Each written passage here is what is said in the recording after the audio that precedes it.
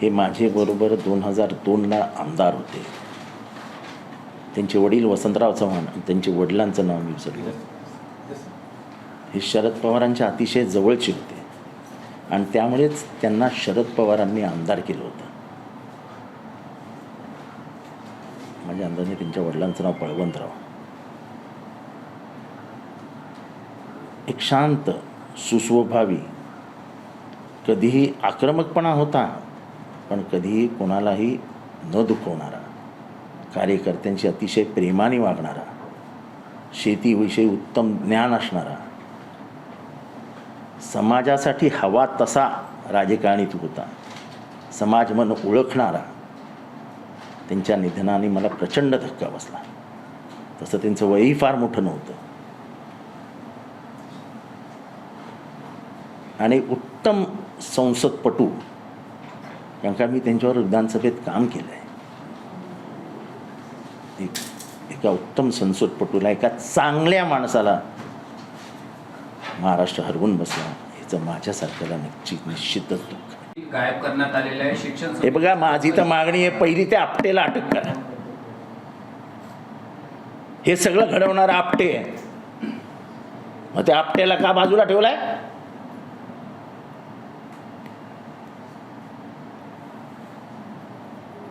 ह्याच्या मागचा करता करविता आपटे.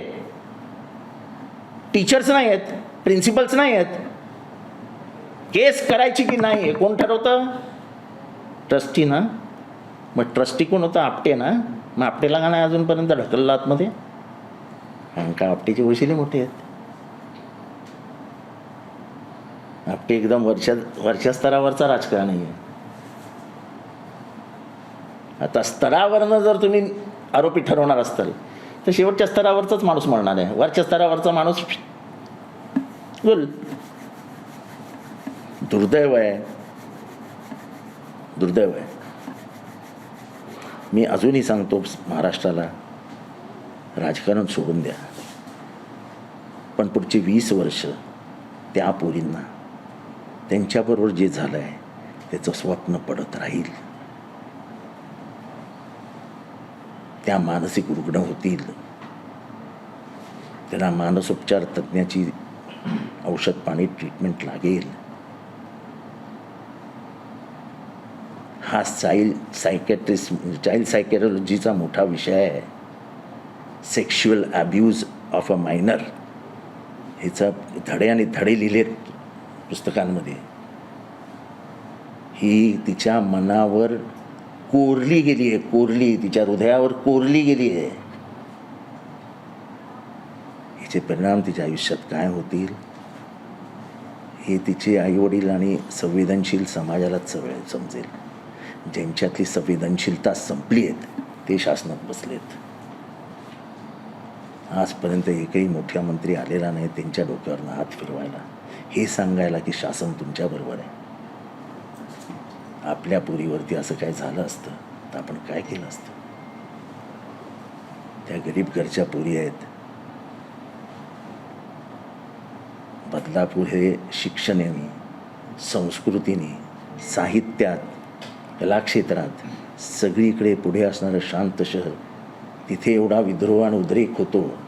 महाराष्ट्रात लोकांची डोकं किती पेटलेली आहेत हे सोपं आणि साधं उदाहरण आहे की बदलापूरमध्ये उद्रेक होतोय. उद्या असं काही जर झालं तर अख्खा महाराष्ट्र पेटवतील लोक, अशी परिस्थिती आहे. सरकार फार गांभीर्याने मला घेताना दिसत नाही आहे. मला महाराष्ट्रात प्रचंड मोठा धोका दिसतोय की लोक कायदा आणि सुव्यवस्था स्वतःच्या हातात घेऊन टाकतील. महाविकास आघाडीच्या वेळी संजय राठोड यांचा राजीनामा घेतला होता, मात्र रस्त्यावरती उतरलेले नागरिक अजून राजीनामा मागतात. राजीनामा घेतला जात नाही. कोणाचा? गृह खाता असेल तर कोणाचा राजीनामा वगैरे घेण्यासाठी सरकार बनलेलंच नाही आहे. संभाजीनगरमध्ये पुन्हा भाजप आणि ठाकरे गटचा राडा पाहायला मिळाला. ठाण्यात देखील कुठेतरी उद्धव ठाकरेंना अडवण्याचा प्रयत्न केला होता, नारळ विरघळले होते. या ठिकाणी देखील मोठा राडा पाहायला मिळाला. हे असे राडे तर पुढच्या इलेक्शन संपेस तर होतच राहतील. अस्थिरता जेव्हा शासनालाच पसरवायची असते, जेव्हा शासनालाच समाज अस्थिर करायचा असतो, तेव्हा ते फार सोपं आहे. पोलीस तुमचे, काठ्या तुमच्या, सगळं तुमचं. मग काय होणार आहे दुसरं? हेच होणार आहे. आदित्यला जाब विचारत होता दिशा असेल जुनं प्रकरण पुन्हा कोण? भाजपकडनं, त्यामुळे तो राडा पाहायला मिळाला. ठीक आहे ना. आता काही करून राफडी करायची, मारामाऱ्या करायच्या, हे असे खोटो व्हिडिओ फिरवायचे, हे आता सुरू होईल. माझा 4-5 वर्षापूर्वीचा ऑडिओ काढतायत, मला हसू येतं. हसू जे विद्रोहाचे वारं महाराष्ट्रात सुटलं आहे, जोरात वाहत आहे, त्याच्यामुळे आधीच महाराष्ट्रात अस्थिरता आली आहे. आणि हा अपशकुन आहे या सरकारला की महाराष्ट्राच्या इतिहासात शिवाजी महाराजांचा लावलेला पुतळा कधीही पडलेला नाही. हा एक निसर्गाने सूचित इशारा दिला आहे पुढे काय होणार आहे याचा. आणि असा कमकुवत पुतळा तुम्ही बसवताच कसा? असे पुतळे जर लावलेले पडायला लागले तर जगात आपली काय इज्जत राहील? शिवाजी महाराजांचा पुतळा पडतो, शिवाजी महाराजांचा, वाईट. सरकार निधी देत असतं जतन करण्यासाठी ऐतिहासिक किल्ल्यांसाठी. कसं बघतात, एकीकडे संसद देखील गळतात, दुसरीकडे अशा प्रकारचे पुतळे पडतात. हे जे टक्केवारी सुरू झाली ना, 50%, 40%, 50%, 40%, त्याच्यामुळे कामाचं क्वालिटी राहत नाही. आणि क्वालिटी न राहिल्यामुळे हे सगळं घडतं आहे. तुम्ही अनेक पुरातन मंदिरात जा, आतमध्ये उभ्या राहा गाभाऱ्यात, एक थेंबही पाणी पडत नाही, एक थेंबही. 1000 वर्ष झालेत त्या मंदिरांना. अयोध्येतलं जे मंदिर बांधले गेलं तिथे तर दररोजच आजकाल श्रीराम आंघोळ करत असतात की एवढं वरनं पाणी टपकत असतं खाली. हे काय प्रकारचं बांधकाम करता तुम्ही? क्वालिटी 50% घेतल्यावरती क्वालिटीशी कॉम्प्रोमाइज होणारच. बांधलेला पूल पडतो गुजरातमध्ये, 40-50 माणसं मृत्युमुखी पडतात. कसं काय होतंय? 40% भ्रष्टाचार. महाराष्ट्रामध्ये तर राजरोस आता 50%वर गेलेत. आणि तुम्ही ॲडव्हान्स तुम्हाला टेंडर देतो, पहिले 10% ठेवा. ते टेंडरवाले पळून जातात. 10% कसे काय ठेवायचे? म्हणजे 2000 कोटी रुपयाचा जर हे असेल, टेंडर असेल, तर आधी 200 कोटी रुपये ॲडव्हान्स, मग बाकी पुढे बोलूया. असं राज्य सरकार कधीच चाललं नव्हतं. आणि माझ्या अंताने त्यांना कल्पना आली आहे की आपण शेवटचा घटका मोजतो आहोत. सर, एक ऑडिओ क्लिप व्हायरल होते तुमच्या नावाने, कसं बघता या ठिकाणी? मी पण ऐकली. ही 5-6 वर्षापूर्वीची ऑडिओ क्लिप आहे.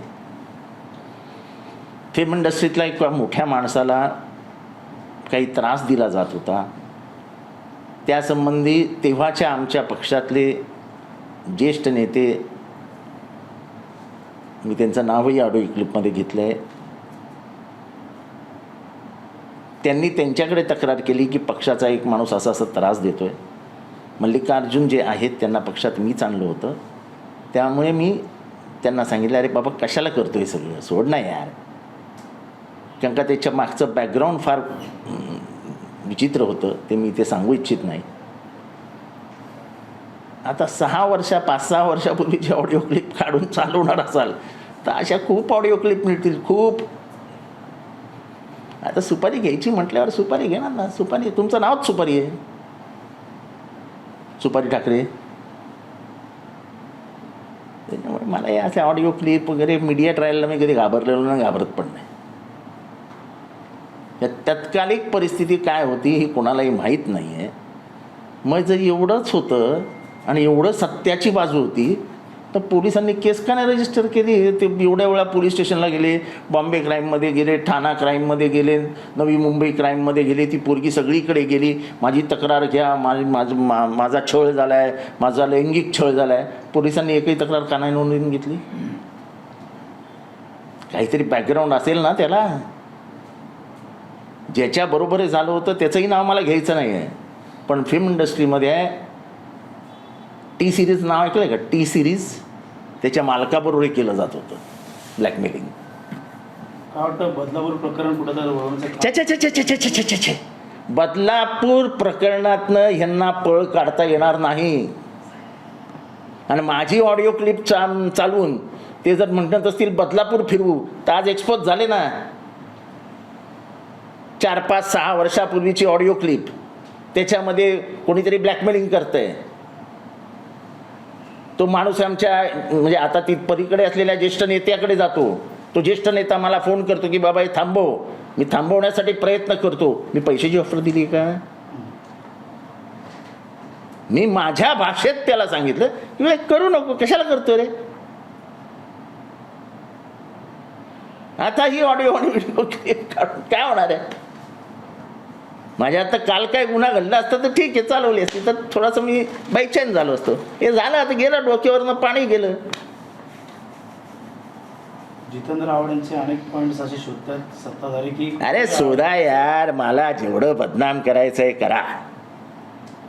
ह्याचा अर्थ जितेंद्र आव्हाडचा काटा कुठेतरी रुपतोय. मग तो काटा असा काढायला नको का? चला, माझी किंमत तर वाढवत आहेत. खास करून मनसेकडे आता प्रकरण अरे जाऊ द्या, मनसेकडे जाऊ द्या, नाही कोणाकडे जाऊ द्या. हो, अशी सुपारी उचलणारे खूप असतात जगामध्ये. निवडणुकीच्या पूर्वी हे सर्व अरे सोडावं, निवडणुका नाही असल्या कारणाने निवडणुका फिरतात. सर बदलापूर राज ठाकरे बदलापूरला का नाही गेले आतापर्यंत? दौरा होता कॅन्सल झाला. हं?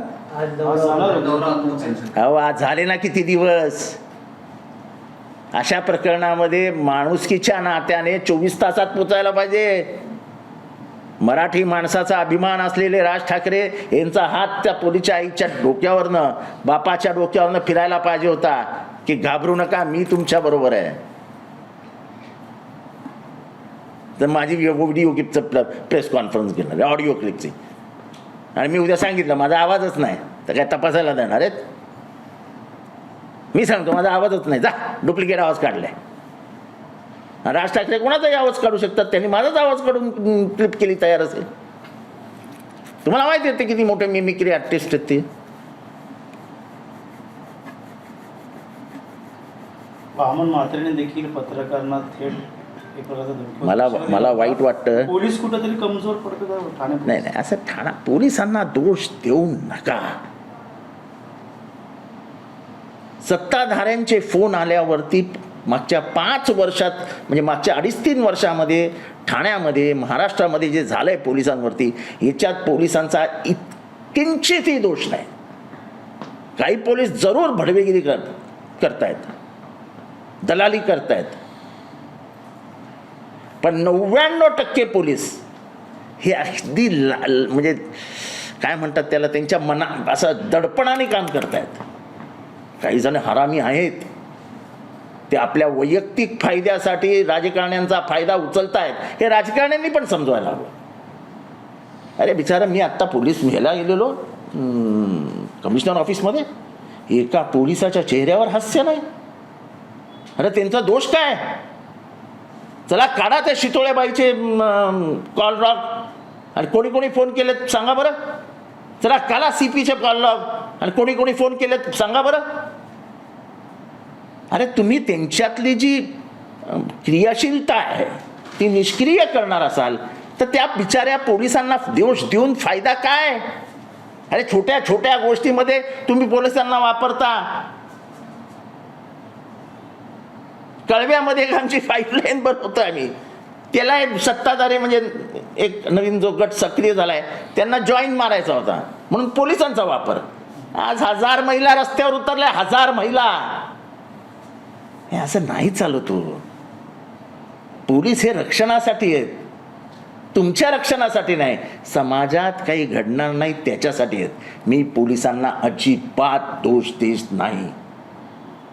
सध्याची सरकारची कार्यकुशलता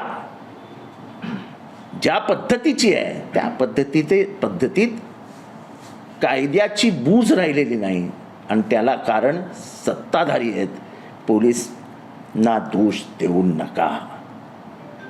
हे सत्ताधारींचे चमचे जे काय आहेत ना पोलीस दलामध्ये, ठाण्यामध्ये पण 2-4 आहेत. मी कधीतरी निवडणुका जाहीर झाल्यावर त्यांची नावं पण घेईन. यांनी खरं बदनाम करून टाकलं. एबीपी माझा, उघडा डोळे बघा नीट.